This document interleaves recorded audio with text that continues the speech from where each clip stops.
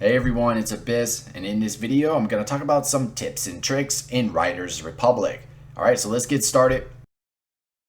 Okay, so as soon as you complete the intro, which is going to take you about an hour to complete, you want to start searching the map for all 11 of the relics. They're going to give you a funky piece of gear, which will definitely help you early on in racing and doing tricks. So I made a map for you for all 11 of the locations. Just go to the green arrows that I'm pointing at right now. When you go to a location for the first time, a question mark will pop up. So just compare my map with your map and then place a marker there. You want to get these relics as soon as possible because they're definitely better than the gear that you're going to be starting out with. So it'll give you that slight advantage in racing and doing tricks early on. Next, let's talk about completing your daily contracts from your sponsors to unlock expert gear. Expert gear is the purple gear. So you can equip 3 different sponsors and each one of them will have some daily contracts that you can complete. But you want to look for the ones that are going to give you some expert gear at rank 1. So here's an example of one sponsor and that rank 1 reward is an expert piece of gear. Here's the gear right now in my inventory. All you have to do is complete these contracts and the gear will be automatically added to your inventory. There's a couple times I was in a race and I came up a couple seconds short, but then when I got this expert piece of gear, I was coming in first a lot easier than I was before. So complete these daily contracts from your sponsors and look for the ones that are going to give you rewards right away, especially if it's the expert piece of gear at rank 1. Next, I want to talk about getting some extra points during trick events, which is going to help you come out in first place. So normally you're going to wait for a ramp or a rail because that's how you're going to gain the most points.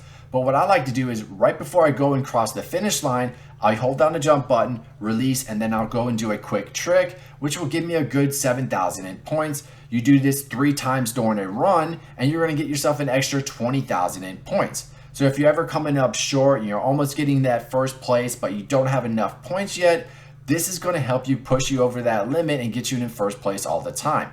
Now you can't just sit there and spam tricks in the air left and right and expecting to get a whole bunch of points that way. The system is going to know what you're trying to do and eventually you're going to get no points at all. But you can easily get 20,000 points by doing tricks on a go and not waiting for a ramp or a rail. Just hold down the jump button, release, and do a quick trick right before you hit that finish line. And if you do it 3 times during an event, you're going to get yourself a good extra 20,000 points, which will definitely help you out if you're trying to come in first place. So throughout the map, there's a bunch of different arenas, playgrounds, and parks where you can practice your skills. I'm going to show you a couple locations and give you a little bit of an example of what I'm talking about. But this is a great area where you can sit there and practice your different tricks. Not only that, but you can complete your daily contracts for your sponsors too while you're here. So while you're practicing and trying to get everything right before you jump into an event, you can easily practice all your different skills, see what you're doing wrong, maybe practice a little bit more on the rails or while you're jumping, or turn off the auto and put manual on so you can practice trying to land your tricks. These are great locations to practice and kind of get used to how the game mechanics works. There are a bunch of them throughout the map. So you see the name of the location with a great background. So that's how you know if you're in an arena, playground, or park. But definitely practice there, complete your daily contracts for your sponsors, and then when you're ready, move on to those events and you'll be good to go. Okay, so the next thing we're going to talk about is going to be a bit obvious because they do talk about this in the introduction. You want to go over to the Tricks Academy and there's a couple tricks that you want to learn as soon as possible. When we go over to these snow tricks, you're going to want to learn the Misty and Rodeo. This is my go-to trick when I want to gain the most points and come in first place. So take your time and learn how to do this trick, and while you're at it, turn off the auto land and put it to manual, so while you're practicing on doing this trick, you're also practicing on how to land it right. Plus, if you remember earlier in the video when I told you to do a trick before you cross the finish line and do it a couple times during your run, this is the trick that I do to get me 7,000 in points. So if you want to get yourself some extra points like that extra 20,000, that's the trick you're going to want to learn right away. Now the other trick that I recommend that you learn is going to be underneath bike, and then you're going to scroll all the way down to slope styles. So this is the other go-to one that I use a lot whenever I'm doing the events for the bike tricks. This one right here is not only going to make you look good, but you're going to gain a lot of points and it's going to help you get up to first place. So this is the one that you're going to want to practice the most because I think this is a little bit more difficult than the Misty and the Rodeo. I felt that one is a little bit easier to learn, but this one will take a little bit more of a learning curve before you be able to get it down pat. But once you do, you'll gain a ton of points and be able to get that first place and look good while you're doing it. Okay, so next let's talk about leveling up in your career. So there's 3 different difficulties that we're going to talk about: the Pro, Expert, and Elite. So if you got the Expert gear from your sponsor, then you're definitely going to want to probably stick to Expert and Elite. So the amount of experience that you get will depend on the difficulty you pick. Every time you complete an event, you're going to get 2,000 points. But let me just show you all 3 of them and what you're going to get in experience.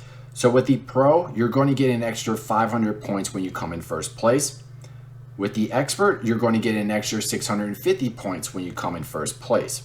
Now with the Elite, you're going to get 1,200 points when you come in first place. And when you come in second place for Elite, you're going to get 900 points.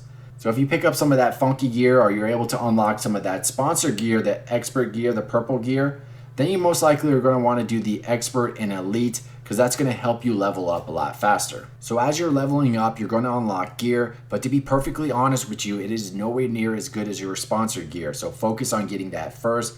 Also, you will unlock cash, you will unlock other events, and you will unlock the big events.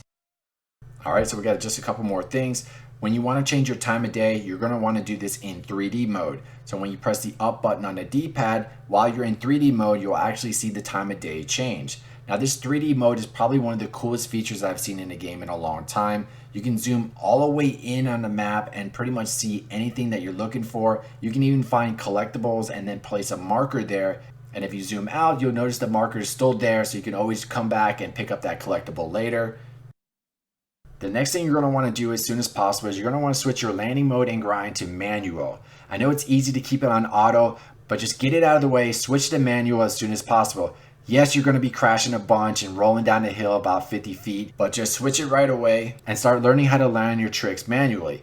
Once you get the hang of it, you're going to be gaining more points, and the game will definitely feel better when you can pull off an awesome trick and land it yourself.